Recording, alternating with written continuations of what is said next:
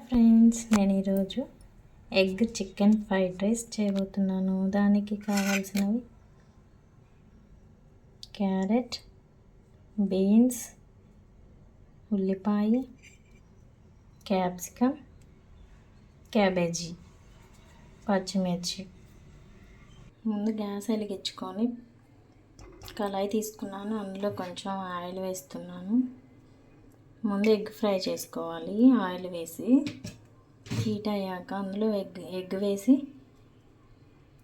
Fry చేసుకోవాలి. Fry చేసి పక్కన పెట్టుకోవాలి తీసి ఎగ్గుని. ఇది ఇలా ఫ్రై చేసుకొని కొంచెం పెప్పర్ పొడి వేసుకోవాలి.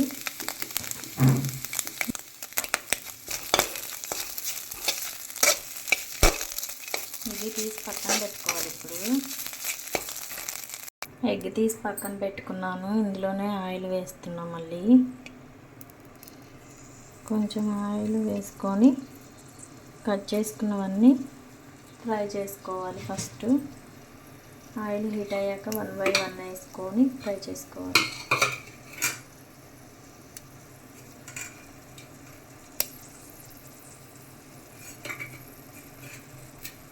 ఆయిల్ హీట్ అయింది. ఉల్లిపాయ పచ్చిమిరపకాయ వేస్తున్నాను.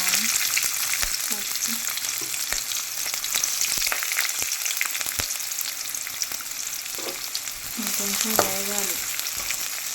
ఈ ఫ్రై అయ్యాక కొంచెం అలా క్యారెట్ ముక్కలు వేసుకోవాలి. ఇది కొంచెం లైట్గా ఫ్రై చేసుకోవాలి, ఎక్కువ కాదు.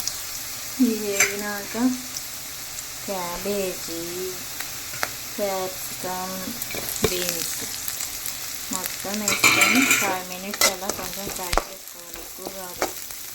ఇందులోనే కొంచెం సాల్ట్ వేద్దాము. ఇందులో కొంచెం సాల్ట్ వేసుకున్నాం, లైట్గా, ఎక్కువ కాదు, లైట్గా. మళ్ళీ రైస్ వేసాక వేసుకుంటే రైస్కి కూడా పడుతుంది. కొంచెం, ఎక్కువ కాదు, కొంచెం.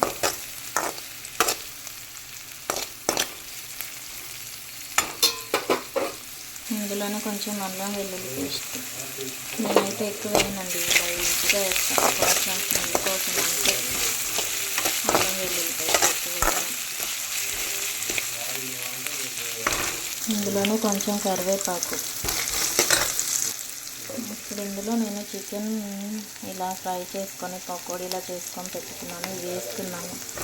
ఇందులో ఎగ్ ఫ్రై చేసుకున్నది, చికెన్ ఫ్రై చేసుకున్నది వేసుకొని ఇలా కొంచెం ఇట్లా కలుపుకొని ఇప్పుడు రైస్ వేయాలి. ఇందులో రైస్ వేస్తాను. ఇప్పుడు ఇందులో రైస్ వేస్తున్నాను. రైస్ ఇలా పొడిగా చేసుకోవాలి. ఇప్పుడు ఇందులో సాల్ట్ టేస్ట్కి సరిపోను,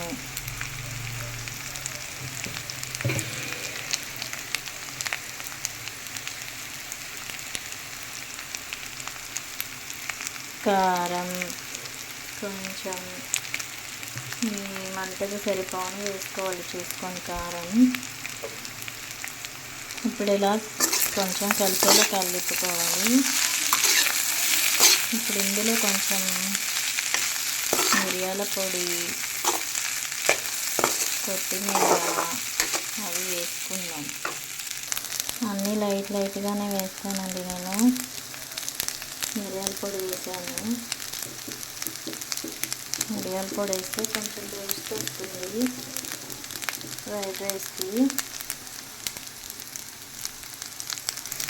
దీన్ని ఏంటో అంటారండి, సోయా సాస్ ఏంటో, దాన్ని కొంచెం వేసుకుంటున్నాను టేస్ట్ కోసం.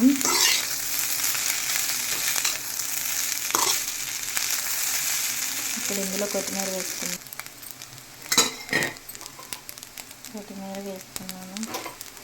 కొంచెం నిమ్మచెక్క పిండుకోవాలండి. కొంచెం మీకు పులుపు కొంచెం, నేనైతే ఎక్కువ పిండను. కొంచెం నిమ్మచెక్క పిండుకో. ఉప్పు ఈ టైంలోనే చూసుకొని ఉప్పు కారం చూసుకొని వేసుకొని, చాలకపోతే తింటేనండి దించేసుకోవడమే సూపర్గా ఉంటుంది. నేను చెప్పినట్టు ఇలా చేసినట్టు ట్రై చేయండి ఒకసారి. ఎలా ఉందో కామెంట్ చేయండి. Bye bye. Subscribe my channel.